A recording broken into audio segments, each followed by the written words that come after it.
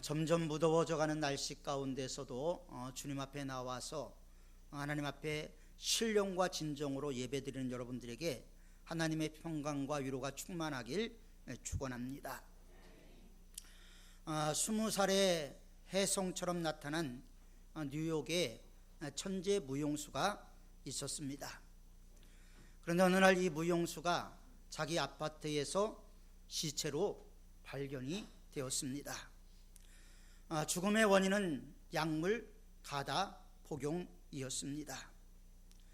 그런데 이 천재 무용수의 장례식에 한 여인이 찾아와서 처절하게 슬퍼하며 울며 이렇게 이야기를 했습니다. 애야, 너를 죽인 것은 이 애미란다.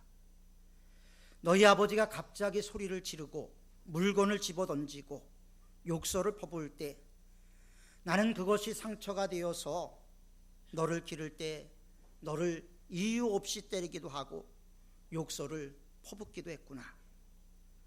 알고 보면 내 아버지도 내 할머니의 희생자란다.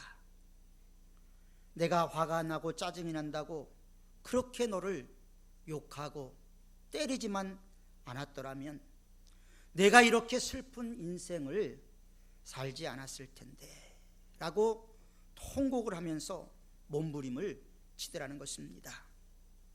이 청년의 이름은 월터 패트릭 비시라는 천재 무용수였습니다. 그리고 그의 어머니였던 페트라는 교회학교 교사와 찬양대원으로 봉사하는 아주 독실한 그리스도인으로 알려져 있습니다. 그러나 그의 남편으로부터 받은 상처, 그 상처가 그의 마음속에 아픔이 됐고 늘 비수처럼 그의 마음속에 바뀌어서 상처가 아픔으로 회복이 되지 않게 되었고 그 결과 자녀에게 화풀이를 하게 되었다는 것입니다.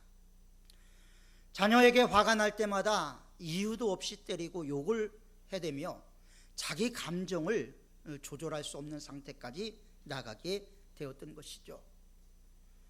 따뜻한 사랑과 용기와 격려가 필요했던 청소년 시기에 이 비씨는 오히려 모욕과 불안함과 근심 속에서 살아가야만 했습니다. 갑자기 쏟아지는 욕설과 이유 없이 당하는 매질 앞에서 그는 고독 가운데 약물로 자기 인생을 서서히 죽이고 있었던 것입니다. 그는 유서에서 이렇게 썼습니다. 나는 약물로 망가지고 있다. 될 대로 되라. 여러분, 얼마나 처절한 고백입니까? 한참 사랑을 받아야 될 나이에 사랑을 받지 못하고 모욕과 매질과 욕설 속에 이 비씨는 비참한 성장을 하게 됐고 그 결과 그는 자살로 생을 마감을 했습니다. 사랑하는 성도 여러분, 우리가 이 세상을 살아가면서 내 자신의 생각과 내 자신이 생각한 대로 행동이 되지 않을 때가 우리는 너무나 많이 있습니다. 내가 왜 이렇게 생각하고 있을까? 내가 왜 이렇게 행동할까? 아무도 설명해 줄 수 없는 우리들의 마음이 있지요. 그러나 이해할 수 없는 이 마음이 어떤 습관과 행동을 계속해서 반복되는 패턴으로 나타나는 것은 어린 시절에 아픔과 상처가 회복되지 않았을 때 이런 패턴으로 나타나게 된다는 것이죠. 불행한 길로 가는 것을 분명히 알면서도 어쩔 수 없이 택하고 그 길을 걸어가는 자신을 발견할 때가 있습니다. 내 속에 어떤 저주스러운 것이 있다라는 것, 그리고 그 저주스러운 것이 내 행동을 몰고 가고 있다라는 것을 분명히 알고 괴로워하지만 그 길에서 벗어나지 못하는 사람들이 너무나 많이 있습니다. 그래서 심리학자들은 인간의 행동이 어디서 오는가 끊임없이 연구를 하기 시작을 했습니다. 심리학이라는 것은 인간의 마음을 과학적으로 연구하는 학문인데, 그 과학적으로 연구하는 과정에서 나오는 내용 중에 하나가 조헤리의 창이라는 것이 있습니다. 이 조헤리의 창이라는 것은 나도 알고 너도 아는 내가 있죠. 너도 모르고 나도 모르는 내가 있습니다. 나는 아는데 남이 모르는 내가 있습니다. 또 나는 모르는데 남이 알고 있는 내 모습이 있죠. 그런데 내가 모르는 모든 것에 대해서 프로이트라는 심리학자는 무의식이라는 이야기로 이것을 다 덮어버렸습니다. 인간의 마음 속에는 무의식 속에 어릴 때부터 성장 과정에서부터 왔던 상처와 아픔이 하나도 남김없이 우리의 마음 속에 쌓여 있다는 것입니다. 잊어버린 것 같은데 우리 마음 속에 무의식 속에 억압이 되어서 쌓여 있던 것이 어떤 상황이 돌출됐을 때 나도 모르게 폭발을 하게 되는 것이죠. 그래서 무의식을 치료하기 위해서는 무의식을 의식화하는 작업을 해야 되고, 그 의식화된 패턴 속에서 치유의 과정까지 나가게 되는 것이죠. 그렇다면 왜 사람들은 다 생각이 다를까요? 그것에 대해서 어떤 사람은 성격 때문이다, 어떤 사람은 기질 때문이다, 그렇게 이야기를 하지만 정확한 표현은 우리가 성장해 오는 과정 속에서 받았던 아픔과 상처가 하나도 남김없이 우리들의 마음속에 그대로 남아 있다는 것입니다. 과거에 받았던 상처, 어떤 사건으로 인해서 받았던 충격, 이것들이 오늘 우리들의 모습을 형성을 하고 있는 것이죠. 그런데 부정적인 것, 좋은 기억이 아니라 부정적인 것이 내 마음에 쌓이고 쌓일 때 우리는 그것을 상처라고 이야기를 합니다. 상처는 여러 가지 모습으로 형성되어서 우리들의 마음 속에 남아 있습니다. 오늘 여기에 계신 분들 가운데서 상처 없이 이 자리에 나온 분은 한 분도 없습니다. 단지 의식하지 못할 뿐이지 우리 모든 상처와 아픔과 우리들의 마음속에 씻을 수 없는 고통을 갖고 하루하루를 살아가면서 이 자리까지 나오게 된 것입니다. 그리고 이 상처는 우리들에게 마지막에는 습관으로 나타나게 되지요. 그래서 상처와 아픔이 나도 모르게 또 다른 사람에게 아픔과 상처로 이어지는 것을 우리는 너무나 자주 발견을 하게 됩니다. 그리고 누가 나에게 상처를 주었을 때 우리는 그 상처를 내 스스로 치유하기보다는 누가 나에게 상처라는 화살을 날렸을 때 그 화살을 뽑아서 좀 더 날카롭게 갈고 거기다 독약을 묻혀서 또 남들에게 무자비하게 쏘아대는 모습을 우리는 가지고 있습니다. 자기가 받았던 상처만큼 다른 사람들에게 또 다른 상처를 주면서 우리는 살아가고 있는 것입니다. 오늘 성경은 사울 왕에 대해서 그리고 다윗에 대해서 이야기를 하고 있습니다. 우리가 알고 있는 사울 왕은 처음에는 상당히 인격적이고 예의 바른 사람, 그리고 이스라엘의 모든 사람들보다 키가 크고 잘생긴 사람으로 성경은 표현을 하고 있습니다. 그리고 그는 이스라엘의 초대 왕으로 선택이 되었던 사람이었습니다.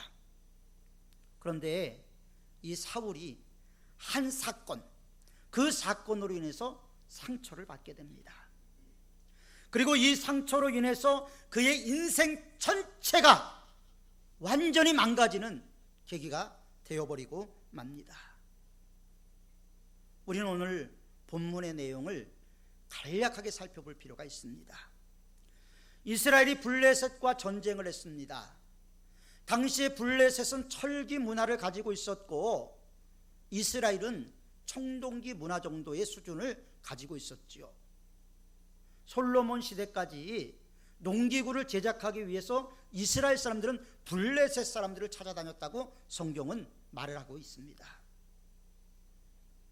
그래서 이스라엘과 블레셋과의 전쟁이 있었는데 이 전쟁에서 사울이 이길 수가 없었습니다. 그동안 사울은 전쟁을 할 때마다 이겼습니다.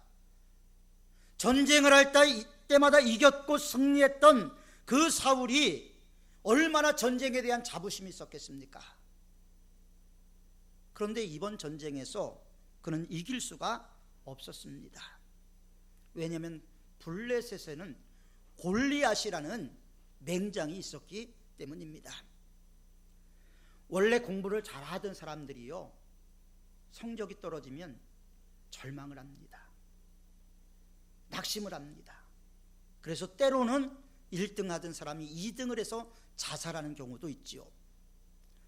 늘 승리하던 사람이 실패했을 때 오는 아픔과 상처와 충격은 실패를 경험했던 사람이 갔던 것보다는 더 엄청난 파급으로 달려오게 되는 것이죠. 거의 쓰나미 수준으로 달려오게 되는 것입니다. 그런데 이 전쟁에서 이길 수 없는 상태에서 어린 목동, 어리고 그것도 목동입니다. 다윗이 나타났어요. 다윗이 나타나서 골리앗을 물리침으로 이 전쟁에서 이스라엘이 승리하게 됩니다. 그리고 이스라엘은 그 승리에 도취돼서 이제 개선 장군이 되어서 돌아오게 되는데, 이 사울 일행을 환영하는 이스라엘 모든 여인들의 노래 속에서 사울은 상처를 받게 되죠. 그 노래가 무엇이었냐면, 사울이 죽인 자는 천천히요, 다윗이 죽인 자는 만만히로다.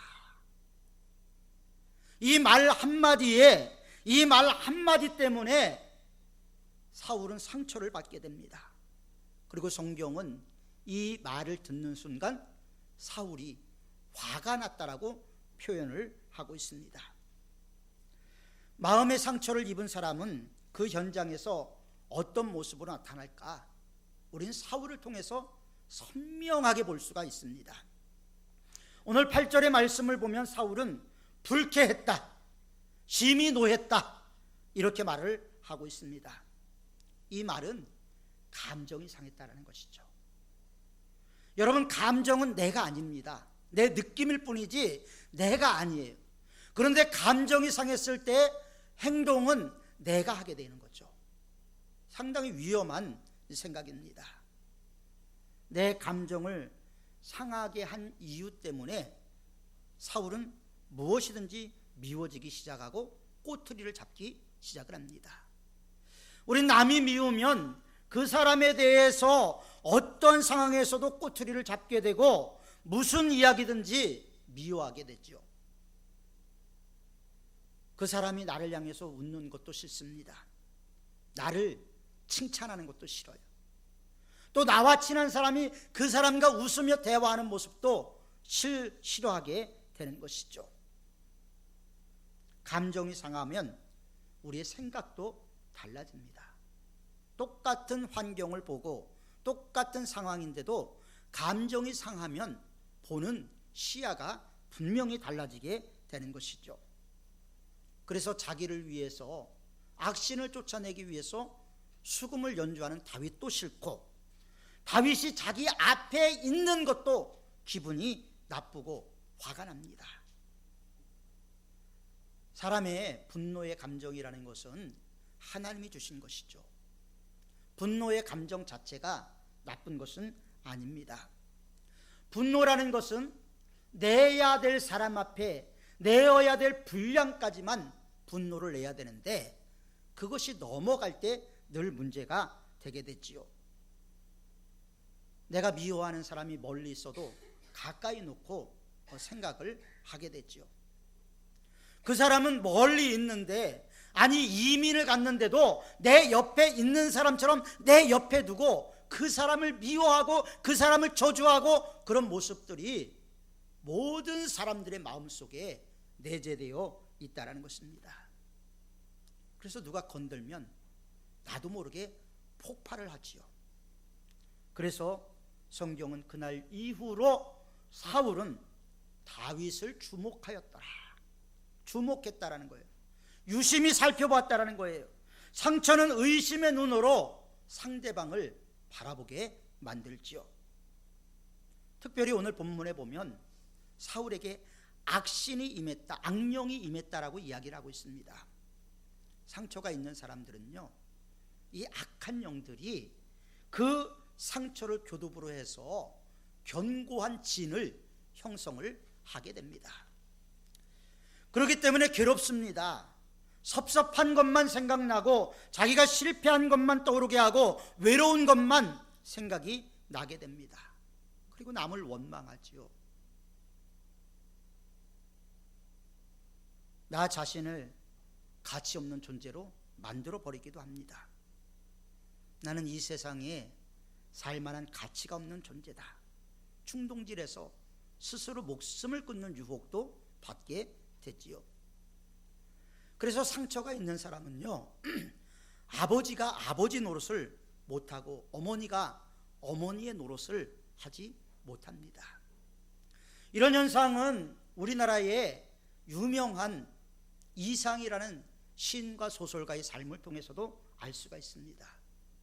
이상이라는 시인은 어린 시절에 백부집에 양자로 들어가게 됐죠. 양자로 들어가서 자기 집이 아니라 백부집에서 생활을 하면서 아주 엄격한 삶을 살아야만 했습니다. 그는 화가가 되고 싶었지만 백부의 만류에 의해서 조선총독부의 건축기사가 됐죠. 그러다 그는 20이 넘어서 아버지 집으로 돌아왔습니다. 집이 돌아와 보니까 아버지가 너무나 무능한 아버지인 거예요. 그래서 그는 오감도라는 시에서 이렇게 쓰고 있습니다.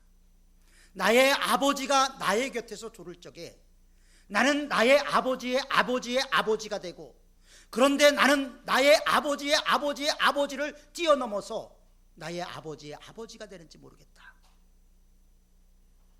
물론 이 부분에 대해서 정신분열적으로 연구를 해야 된다는 이야기도 있습니다만은, 어린 시절에 치유되지 않는 상처가 그의 마음속에서 아버지의 무능함에 대해서 그렇게 이야기하는 모습을 볼 수가 있는 것이죠. 사울이 받은 상처의 원인은 과연 뭘까요? 첫 번째로 그 상처의 원인, 가장 중요한 첫 번째인데 하나님이 떠났다는 거예요. 가장 중요한 키워드입니다. 하나님이 떠났다. 자, 12절의 말씀을 보면 여호와께서 사울을 떠나 다윗과 함께 계심으로 사울이 그를 두려워한지라. 하나님과 함께 했던 사울, 그러나 그 하나님이 떠나고 이제 사울은 빈 껍데기만 남게 된 것이죠. 그런데 정확한 표현을 빌리면 사울이 먼저 하나님을 버린 거예요. 하나님이 사울을 버린 것이 아니고 사울이 먼저 하나님을 버렸단 말이에요.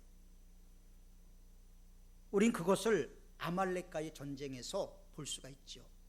아말렉과의 전쟁을 치를 때 하나님께서 모든 가축까지 진멸하라고 말씀을 하셨어요. 그런데 사울은 좋은 짐승들을 다 숨겨두었습니다. 그리고 아말렉 왕 아각을 살려두었습니다. 하나님의 명령대로 그는 실행하지 않았습니다. 그리고 블레셋과의 전쟁에서 제사장만이 행할 수 있는 일을 서슴없이 행하게 됐죠. 하나님께서 분명히 이것은 제사장만 하라고 말씀하셨음에도 불구하고 사울은 하나님의 말씀을 어기고 사무엘이 늦게 오니까 스스로 하나님 앞에 분향을 드리는 죄를 범하게 됩니다. 자기가 제사장이 되어버렸어요. 하나님의 율례와 법도를 어기고 말았습니다. 상처가 있으면요, 상처가 말하는 대로 사람이 따라갑니다. 내가 상처를 이기면 내가 나의 삶을 살아갈 수 있지만, 내가 상처에게 지면 상처가 내 삶을 만들어 간다는 거예요. 그래서 그것이 행동에 나타나게 되고, 그 행동은 또 하나의 패턴으로 드러 나타나게 되는 것입니다. 하나님이 사울을 떠난 이유는 바로 여기 있었어요. 하나님을 떠나면요, 하나님이 시키는 것이 아니라 내 마음이 원하는 대로 해요. 내 마음이 시키는 대로 해요. 여러분, 우리가 하나님의 말씀을 몰라서 안 믿습니까? 다 알잖아요. 아는데도 왜 하나님의 말씀대로 안 하고 내 마음이 말하는 대로 살아가고 있는가? 그것은 우리가 알고는 있지만 하나님이 우리 안에 하나님의 영이 충만하지 못하기 때문이라는 것을 알아야 되지요. 혹시 여러분들 상처를 받으셨습니까? 또 상처를 주고 계시지는 않습니까? 이 모든 것이 하나님과의 관계에 두절해 있었다는 것을 우리는 분명히 알아야 되는 것입니다. 하나님의 말씀이 내 안에 흐르고 하나님의 은혜가 내 안에 생수처럼 공급될 때 우리는 어떠한 상황 가운데서도 넉넉히 이길 수가 있게 되는 것이죠. 하나님의 법을 내 안에 구체적으로 적용할 수가 있게 되는 것입니다. 내 속에 아무리 이게 옳다, 이것이 분명히 옳다라고 해도 내 경험이 그렇게 이야기한다 할지라도 하나님의 뜻이 아니라면 포기할 수 있는 것이 신앙적인 삶이죠. 여러분, 신앙적인 삶과 세속적인 삶은 분명히 다른 것입니다.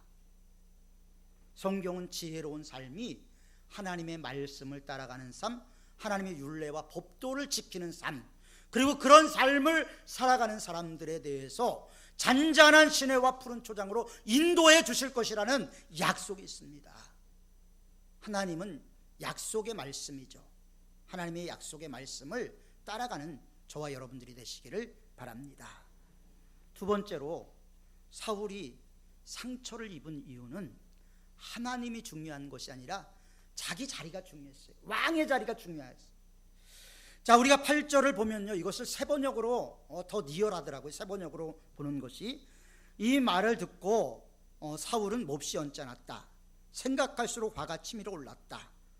사람들이 다윗에게는 수만 명을 돌리고 내게는 수천 명만 돌리니 이제 그에게 더 돌아갈 것은 이 왕의 자리밖에 없겠군 하고 투덜거렸다라고 성경 개세번역에는 번역이 되어 있습니다. 사울의 지금 관심이 어디 있습니까? 자리에 있습니다. 자리.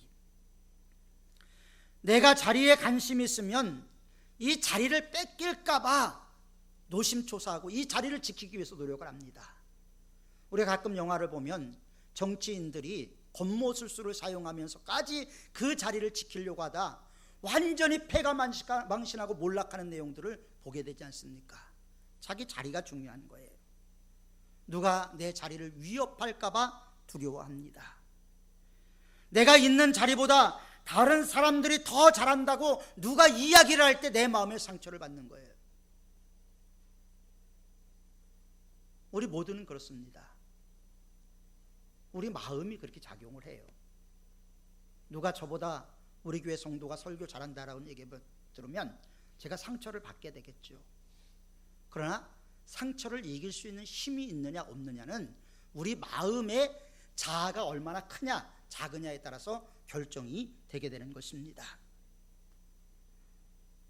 내가 자리보다 사람을 귀하게 여길 때, 아니 사람보다 자리를 귀하게 여길 때 우리의 삶의 판도는 달라지게 되는 것이죠.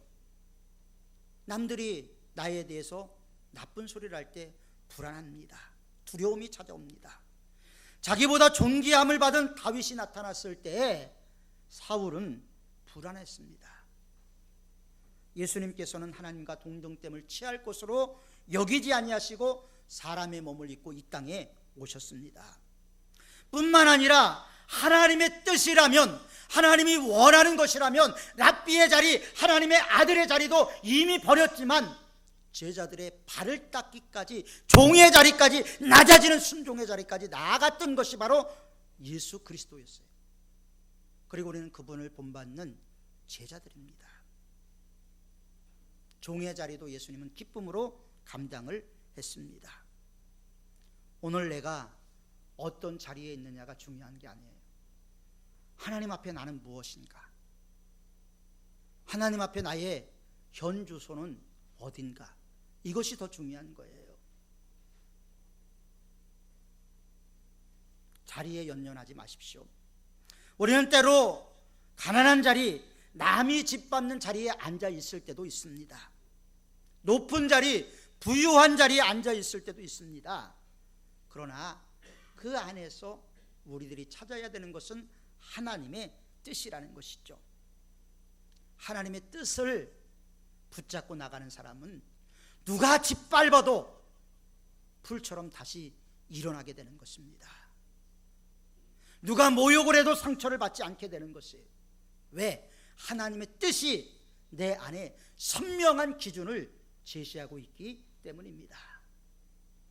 세 번째로 사울이 상처를 받은 이유는 자신의 가치와 평가의 기준을 사람들의 말에 뒀어요. 7절의 말씀을 보십시오. 여인들이 뛰놀며 창화하여 가로되 사울이 죽인 자는 천천히요 다윗은 만만히로다 한지라. 이 말에 사울은 불쾌하고 심히 노했다라고 말하고 있습니다. 사울이 누구예요? 왕이잖아요. 사울을 누가 왕으로 세웠습니까? 사울이 스스로 왕이 된 게 아니에요. 사울이 이스라엘의 초대 왕이 되게 된 것은 하나님이 사울을 택하셨고, 택한 그에게 더 확증으로 보여준 것이 뭐냐면 사람들 앞에서 제비뽑기를 해서 또 2번의 확증을 하셨다라는 겁니다. 주관적인 증거와 객관적인 증거를 동시에 보여주셨죠. 그리고 하나님께서 세운 왕으로서의 그의 위치를 견고하게 만들어 주었습니다. 그러니까 사울의 왕권이 어디에서 나왔죠? 하나님으로부터 나왔습니다. 그런데 사울은 지금 자기의 왕권이 어디 있다고 생각하냐면 사람들에게 있다고 생각을 해요. 여인들의 노래에 따라서 왕이 되고 안 되고 결정이 된다고 생각을 하고 있는 거예요. 가치가 높아지고 낮아지고가 그 여인들의 노래소리에 의해서 결정이 되게 되는 것입니까? 이것은 사울이 갖고 있는 비교의식이죠. 이 비교의식은 사울의 몸 전체를, 영혼 전체를 파괴하고 맙니다. 그러나 반대로 다윗은 어떻게 됐어요? 다윗은 쫓겨다니면서도, 사울이 죽이려고 하니까 쫓겨다니면서도 짓밟히거나 비굴한 상황 가운데서도 하나님이 나를 사랑하고 나를 붙들어 주시기 때문에 그는 흔들리거나 요동하지 않는다고 고백을 합니다. 그래서 여호와는 나의 목자시니요 나의 요새시요 나의 반석이시요 나의 피난처시요 라고 하나님을 고백할 수가 있었던 것이죠. 그래서 우리는 다윗이 점점 흥망해지고 사울이 점점 몰락해가는 모습을 동시에 보게 되는 것입니다. 하나님을 믿었던 다윗은 어떤 상황 가운데서도 당당할 수가 있었죠. 우리가 살다 보면 가끔 어린 시절에 부모로부터 그런 얘기들을 많이 들었을 것입니다. 넌 참 가치가 없는 놈이야. 성적이 이게 뭐냐? 나가 죽어라. 우린 이런 얘기들을 참 많이 듣고 살아왔습니다. 그런 이야기를 들을 때마다 우리의 마음속에는 아픔이 돼서 우리 무의식 속에 그것이 다 가라앉아 있는 것이죠. 인생을 살다 보면 성공할 수도 있고 실패할 수도 있는데, 성공할 때는 문제가 안 되는데 실패할 때 과거의 상처가 내 안에서 꿈틀꿈틀 올라온다라는 거예요. 하나님이 우리를 향해서, 여기 계신 한 사람 한 사람을 향해서 뭐라고 외치고 계시는지 아십니까? 너는 가치 없는 놈이야. 그렇게 이야기하지 않는 거예요. 우리 하나님은 끝까지 우리를 사랑하시는 하나님. 수고하고 무거운 짐진 자들아 다 내게로 오라 말씀하신 하나님이십니다. 그리고 그분은 또 이렇게 말을 했습니다. 내가 너를 지명하여 불렀나니 너는 내 것이라. 우리를 지명하여 부른 분이 누굽니까? 살아계신 하나님이요 전능하신 하나님이라는 것을 우리는 망각해서는 안 되는 것입니다. 하나님이 나를 어떻게 여겼습니까? 귀하고 존귀하게 여겼다라고 성경은 말하고 있습니다. 아무리 수표가 구겨지고 찢어지고 했어도 그 수표 발행 번호만 제대로 유지가 되어 있으면 그 돈의 값어치는 그대로 존재한다고 합니다. 하나님이 우리의 존재를 귀하게 여기는데, 하나님이 우리를 존귀하게 여기는데 왜 우리 스스로 우리를 무가치하게 보고 우리를 스스로 낮게 생각을 하고 계시느냐, 이 말입니다. 하나님이 우리를 만드셨어요. 하나님이 우리를 만드시고 우리에게 할 수 있다라는 모든 것을 주셨어요. 우리가 살아가면서 힘들고 어려운 일이 없는 게 아닙니다. 폭풍 후 흑암 속을 걸어갈 때가 얼마나 많이 있습니까? 그러나 그곳에서도 주님이 우리의 손을 붙잡아 주시기를 원하는 거예요. 나 혼자 폭풍 후 흑암길을 가려고 하니까 힘들고 지치고 넘어지고 쓰러지는 거지, 주님께서 우리를 강한 손과 편팔로 붙잡아 주신다면 우린 넉넉히 이기고 승리하게 되는 줄 믿습니다. 사랑하는 성도 여러분, 우리는 삶을 살아가면서 서로에게 상처를 주고받을 수밖에 없는 존재들입니다. 죄인이기 때문에 그렇습니다. 이미 타락하고 부패한 우리는 그런 유전자를 가지고 있습니다. 그러나 문제는 상처가 나를 주관하지 못하도록 만들어 가야 됩니다. 그것이 저와 여러분들을 파멸로 몰고 가게 될 것입니다. 따라서 우리의 진정한 관심은 우리의 위치, 우리의 재물, 이것보다 하나님과 나와의 관계 속에 두어야 하는 것이죠. 가난해도 약해도 부족해도 우리가 주님이 함께 하시면 모든 것을 주님이 채워주시는 것입니다. 저와 여러분의 가치를 매기는 사람은 주위에 있는 분들이 아니고 바로 살아계신 하나님이라는 것을 기억하십시오.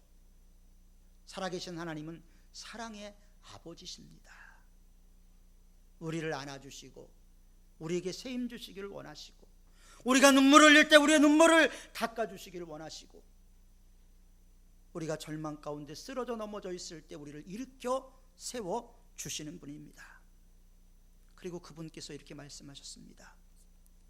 세상 끝날까지 내가 너희와 항상 함께하리라. 이 세상 끝날까지 함께 하시는 그 하나님의 은혜를 우리가 붙잡고 나갈 때 상처가 우리들의 마음속에 주인이 아니요 하나님의 은혜로 승리하는 저와 여러분들이 되게 될 줄 믿습니다. 그 은혜의 자리로 한 걸음 한 걸음 나가는 저와 여러분들이 되시기를 주님의 이름으로 축원합니다. 기도하겠습니다. 거룩하고 자비로우신 아버지 하나님, 우리가 짧은 생을 살아가면서 너무나 많은 시험과 아픔과 고통이 있습니다. 즐거운 시간보다는 힘들고 어려운 순간이 많고 웃는 일보다는 눈물을 흘릴 일들이 더 많은 것 같습니다.